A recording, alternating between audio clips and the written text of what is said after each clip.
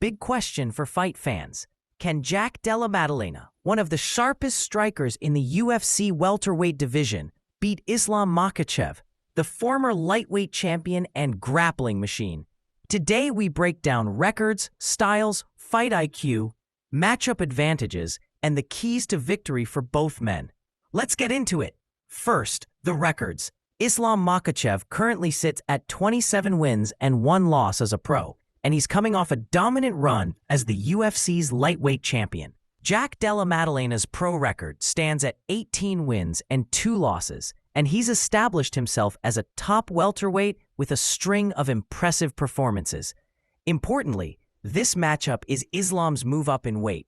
He's stepping into welterweight, where Jack fights at natural 170 pounds, so size and power will be a talking point. Fighting background set the tone. Islam is a product of Sambo and elite Dagestani wrestling, the kind of grappling base that produced Khabib Nurmagomedov. That wrestling and submission game is the cornerstone of Islam's dominance.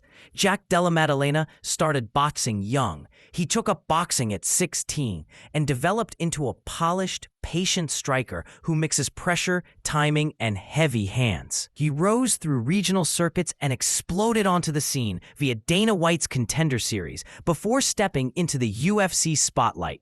What makes Islam dangerous? Islam's case for dominance. First, elite grappling and wrestling control. He consistently turns positional control into submissions or ground and pound. Second, his striking has improved fight to fight. He's not just a grappler anymore. He's beaten names like Charles Oliveira, Dustin Poirier, and Alexander Volkanovski, showing he can mix levels and finish both on the feet and on the mat. Also, Islam has an extremely long win streak. He's among the fighters with the most consecutive UFC wins in modern history, giving him huge momentum and championship experience.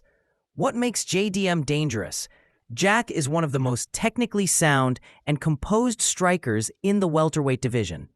His timing, switching stance, and countering are elite, and he showed serious fight IQ in big tests like the Bilal Muhammad bout, where he controlled pace, landed clean shots, and stayed composed under pressure. On top of that, JDM's takedown defense is solid. UFC Stats lists his takedown defense in the high 60% range, which is a critical number against a wrestler like Islam.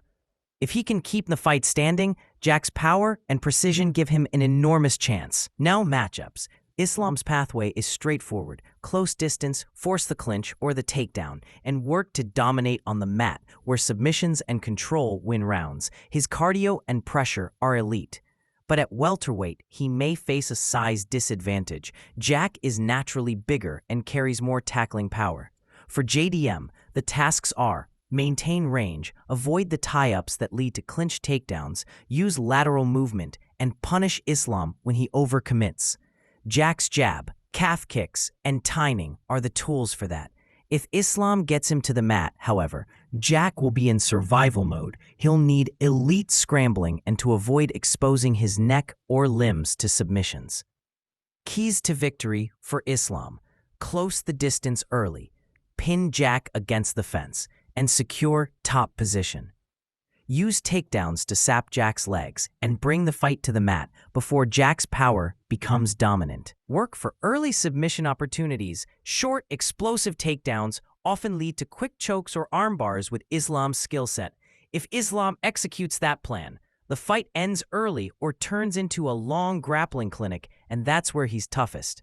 Keys to victory for JDM: keep it standing, distance management with jabs, kicks, and feints. Use takedown defense and scrambles. He must make Islam pay every time he shoots. UFC Stats shows JDM's takedown defense is a real asset. Pick spots for power. He doesn't need to rush. A late round explosion for KO, TKO is realistic if the fight stays upright. Jack's most likely winning path is a stoppage rather than a decision. Camp, strategy, and other variables. Extra variables matter. Reports say Alexander Volkanovski has been helping Jack in camp, which is a fascinating twist. Learning from the man who fought Islam twice could give Jack tactical insight into how to deal with Makhachev's pressure. Islam's corner is just as lethal. He's long worked with coaches from Khabib's team, and their game plan often focuses on rapid control and early submission attempts. So both camps bring elite chess-level planning to this fight. Prediction: so can Jack Della Maddalena beat Islam Makhachev? Short answer, yes, but it's a high-risk, high-reward proposition. Jack has the tools, size, striking, and takedown defense to turn this into a stand-up fight where he can win by knockout or TKO. On the other hand, Islam has the highest probability path, with wrestling and submissions. Ultimately, it comes down to whether Jack can keep the fight off the mat and whether Islam can safely bridge the distance. Now I want to hear from you. Who wins this one?